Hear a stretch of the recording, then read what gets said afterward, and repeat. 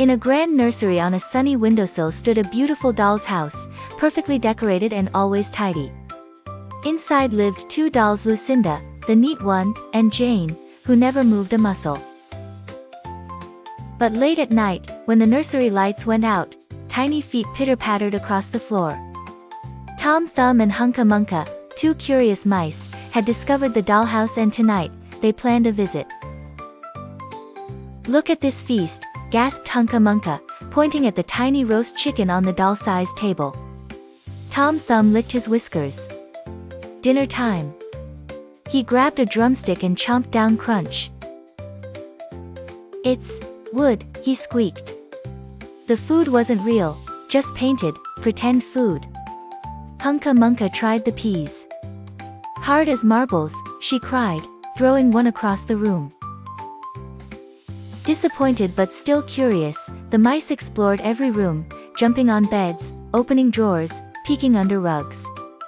They found a tiny cradle and tucked themselves in, giggling at how snug it felt. Then Hunca Munca got an idea. "Let's borrow a few things for our house."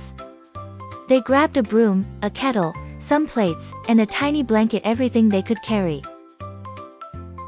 But Tom Thumb tripped, and crash! A chair broke in half. "Oops," he whispered. "Maybe they won't notice." But the room was now a complete mess. At dawn, they scurried home, dragging their loot behind them and leaving the dollhouse topsy-turvy. When the little girl returned to the nursery and saw the mess, she was baffled. "Lucinda and Jane, what happened here?" That night, the mice returned quietly and Tom Thumb brought a tiny coin. He placed it on the table beside the broken chair. "For damages," he muttered. From then on, Hunca Munca came to sweep the nursery every evening, using the tiny broom she'd once taken.